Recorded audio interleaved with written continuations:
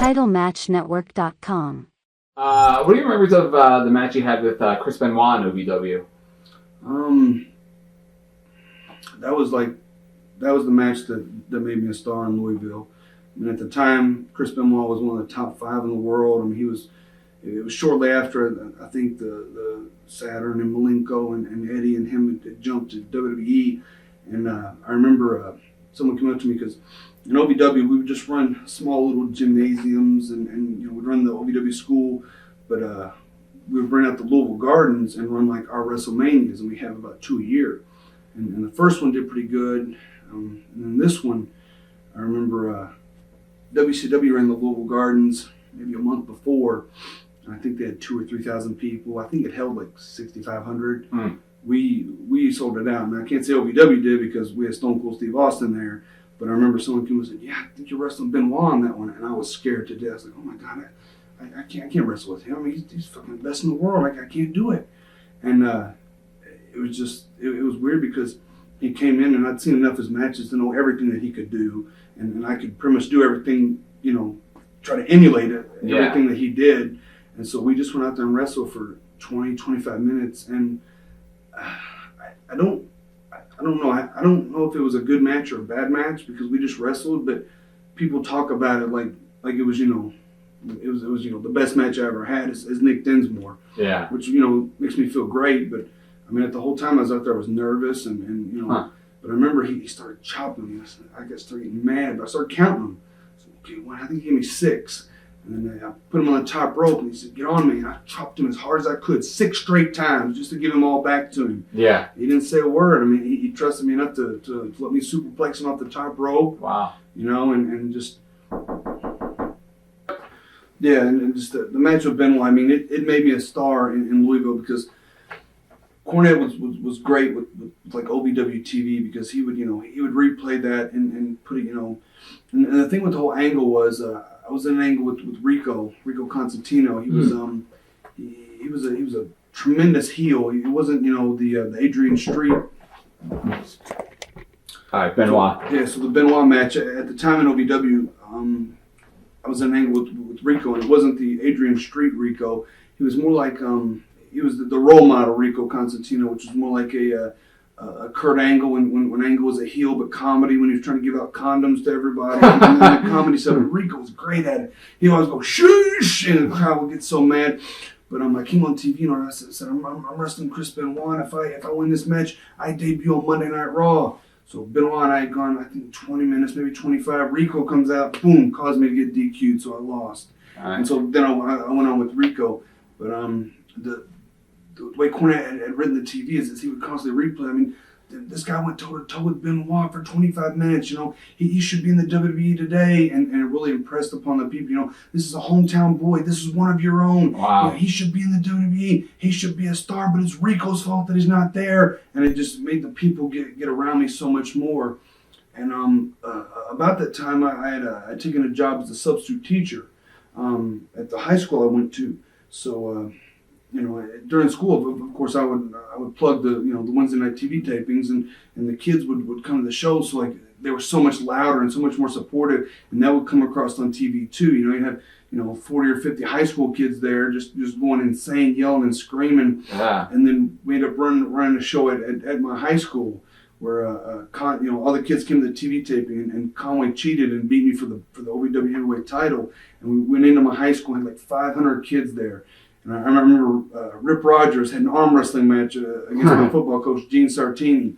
Now Rip played football for Seymour in 1973, and Gene Sartini was the coach of Providence then, so he played against him. So Rip had this big spiel about how it was because of Gene Sartini that he didn't play for Notre Dame High School. He broke his right arm because Gene Sartini did it. It was Gene Sartini's fault, and I'm gonna arm wrestle him. So then Coach Sartini comes out and goes, "I'm gonna arm wrestle you, but I want to do it left-handed." And Rip, no, that's the arm I broke. You're doing this to me, and just. Rip went on about a 15-minute tirade. The entire student assembly turned their back on Rip, and the damage of Danny Basham was out there in Seymour shoulder pads and jersey, and then arm wrestling match. And Rip puts over him 70-year-old football coach. But I ended up wrestling Conway that night at the high school that I went to, at the place that I was substitute teaching for, and won the OVW heavyweight title. Yay! But those were just the things that the Cornet could take and put it on our little TV show that we had, and just make me a star in Louisville and in Kentuckiana, and That's brilliant. That's brilliant booking. Real brilliant. And sad news. Where were you when you heard about the whole Chris Benoit situation? I remember we did the pay-per-view. We did the house show, and he wasn't there. He called and said his family emergency. We did the pay-per-view, and I remember the guys that knew him well, like Dean Malenko, was like, I'm really starting to get worried. He's not responding to anybody's calls, and Chavo and Scotty Armstrong. And then we were all at Raw. I think it was a Super Show, I believe. And Vince just sat everybody down and said, him and his wife and his son were found dead. And they did the show for him that night. And everybody knows the outcome of that.